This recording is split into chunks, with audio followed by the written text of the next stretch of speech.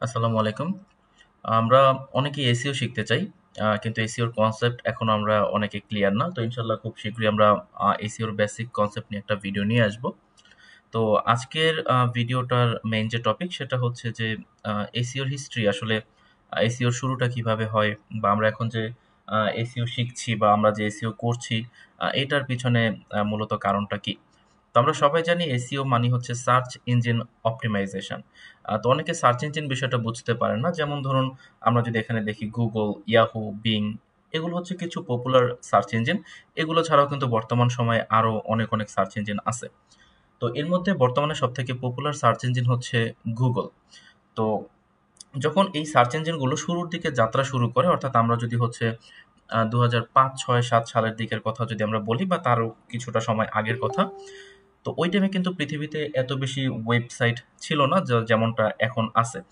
ওই টাইমে দেখা যেত যে খুবই অল্প সংখ্যক কিছু ওয়েবসাইট থাকতো এবং সার্চ ইঞ্জিনগুলো যেটা করতো সেটা হচ্ছে তাদের যে সার্ভার থাকতো সেখানে তারা এই যে ওয়েবসাইটগুলো থাকতো সেগুলোকে তারা বিভিন্ন ক্যাটেগরি ওয়াইজ আলাদা করে রাখতো। যেমন আমরা যদি একটু এখানে দেখি ক্যাটেগরিগুলো যেমন দেখতে পাচ্ছেন নিউজ বা sports, finance, travel, food, health এরকম বিভিন্ন টাইপের ক্যাটেগরি থাকে যে ক্যাটেগরিগুলোর ভিতরে কি করা হতো এই ওয়েবসাইটগুলোকে রাখা হতো। তো এরকম অসংখ্য ক্যাটেগরি থাকে যেখানে সেই ওয়েবসাইটগুলোকে রাখা হয়।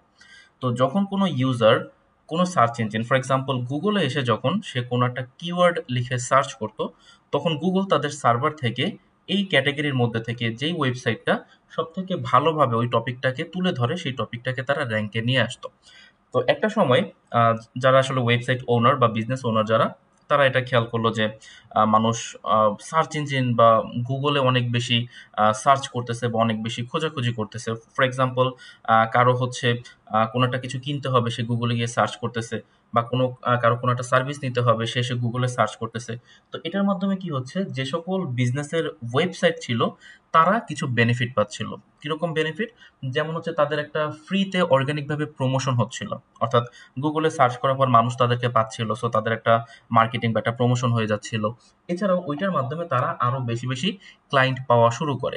আর যেমন ধরেন সাপোজ কারো একটা রেস্টুরেন্ট আছে, ওই রেস্টুরেন্ট হয়তো বা আগে অল্প কিছু সংখ্যক কাস্টমার পেত, বা ধরেন কারো একটা ফার্ম আছে, সে হয়তো বা অল্প কিছু ক্লায়েন্ট পেত, কিন্তু তার একটা ওয়েবসাইট ছিল এবং ওই ওয়েবসাইটটা গুগলে সার্চ করলে র্যাঙ্কে আসতো। সো সেখান থেকে দেখা যেত যে সে এক্সট্রা কিছু ক্লায়েন্টও পেত। তো এই সকল বেনিফিটের কারণে মূলত ধীরে যখন সময় বাড়ে, ইন্টারনেটের ব্যবহার বাড়ে বা ইন্টারনেট ইউজার বাড়ে, তখন ওয়েবসাইটগুলোর সংখ্যাও কি হয় অনেক বেশি বাড়তে থাকে এবং এই যে সার্চ ইঞ্জিন সেখানেও অনেক বেশি কম্পিটিশন অথবা প্রতিযোগিতা দেখা দেয়। অর্থাৎ তখন সকল ওয়েবসাইট বা ওয়েবসাইটের যারা ওনার ছিল বা বিজনেস ওনার যারা ছিল তারা প্রত্যেকেই চাইতো যে আমাদের যে ওয়েবসাইট সেটা যেন সার্চ করলে গুগলে র্যাঙ্কে আসে। বাট গুগল র্যাঙ্কে নিয়ে আসতে পারে 10টা ওয়েবসাইটকে স্পেসিফিক কোনো একটা কিওয়ার্ডের উপরে বেস করে। তো সেক্ষেত্রে আমরা দেখতে পাচ্ছি যে এখানে একটা অনেক বড় কম্পিটিশন তৈরি হচ্ছে। তো তখন আহ, কো- যারা এক্সপার্ট ছিল বা অভিজ্ঞ ছিল তখন তারা খোঁজা শুরু করে যে আসলে গুগল কি ফ্যাক্টর দেখে।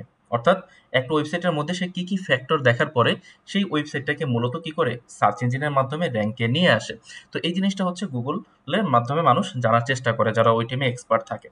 তো পরবর্তীতে গুগল নিজে এটা অ্যানাউন্স করে যে আসলে তোমাদের খুঁজে বের করার দরকার নেই কি ফ্যাক্টর, আমরাই তোমাদেরকে বলে দিচ্ছি যে তোমরা এই সকল ফ্যাক্টরগুলো ফলো করবা। তো সেখান থেকে এখন বর্তমানে প্রায় 50টার উপরে ফ্যাক্টর আছে যেগুলো একটা ওয়েবসাইটকে মেনটেন করতে হয়, বা বলতে পারেন যে অনেক ধরনের রুলস আছে যেগুলো কি করতে একটা ওয়েবসাইটকে মেনটেন করতে হয়। এই সকল রুলস মেনটেন করার পরে দেন হচ্ছে একটা ওয়েবসাইট ধীরে মূলত র্যাঙ্কে আসে। তো এই যে আমরা যখন সার্চ ইঞ্জিন অপটিমাইজেশন শিখতেছি বা আমরা যে এসইও শিখতেছি সেটা হচ্ছে মূলত অ্যাকচুয়ালি একটা প্রসেস। অর্থাৎ আমার একটা ওয়েবসাইটকে জিরো পজিশন থেকে আমি যে সেটাকে র্যাঙ্কে নিয়ে আসবো সেটার একটা প্রসেসকে আমরা মূলত বলছি সার্চ ইঞ্জিন অপটিমাইজেশন। তো অর্থাৎ আপনি বলতে পারেন এসইওর যে শুরুটা বা যে যাত্রাটা সেটা মূলত শুরু হয় হচ্ছে আরো আগে থেকেই, যখন ওয়েবসাইট ধীরে বাড়া শুরু করে এবং মানুষ চায় তাদের যে ওয়েবসাইটটা সেটাকে তারা যাতে খুব দ্রুত র্যাঙ্কে নিয়ে আসতে পারে। তো এটা কিন্তু দিন এখন আরো অনেক বেশি ডেভেলপ হচ্ছে। যেমন এখন কিন্তু মানুষ শুধুমাত্র হচ্ছে গুগলে যে সার্চ করে বিষয়টা কিন্তু এরকম না। মানুষ এখন ইউটিউবে সার্চ করছে, অ্যামাজনে সার্চ করছে তাদের প্রোডাক্টের জন্য। যেমন আগে একটা প্রোডাক্ট দরকার হলে মানুষ গুগলে গিয়ে সার্চ করতো, বাট এখন কিন্তু সে অ্যামাজনে গিয়ে ওই প্রোডাক্টের বিষয়ে সার্চ করতেছে। সার্চ করলে কিন্তু সে প্রোডাক্টের সকল ডিটেলস পেয়ে যাচ্ছে, প্রোডাক্টের রিভিউ পেয়ে যাচ্ছে, বা প্রোডাক্টের যত রকমের সোর্স সেগুলো সে পেয়ে যাচ্ছে। এছাড়াও এখন আজকাল সোশ্যাল মিডিয়াতেও সার্চের যে প্রবণতা সেটা অনেকটা বেড়ে গিয়েছে। এখন কোনো একটা ট্রেন্ডের কোনো কিছু সার্চ করতে হলে মানুষ টিকটকে চলে যাচ্ছে বা বিভিন্ন সোশ্যাল মিডিয়াতে চলে যাচ্ছে। তো যেখানেই যাক না কেন মানুষ কিন্তু যে সার্চই করতেছে, অথবা কোথাও হয়তো বা এখন বর্তমানে ভয়েস সার্চ ইউজ করা হচ্ছে, যেমন আপনারা অ্যালেক্সা দেখেন। তো এরকম অনেকগুলা কিন্তু এখন বর্তমানে আমরা সার্চ ইঞ্জিনের সিস্টেম দেখতে পাই, যেগুলো আমরা ইউজ করে থাকি। তো যেটাই আমরা করি না কেন বা যেখানেই করি না কেন, দিন শেষে কিন্তু আমরা সার্চ করতেছি। তো এই সার্চের মাধ্যমে র্যাঙ্কে আসার যে প্রসেসটা, সেটাই কিন্তু হচ্ছে কি মূলত সার্চ ইঞ্জিন অপটিমাইজেশন।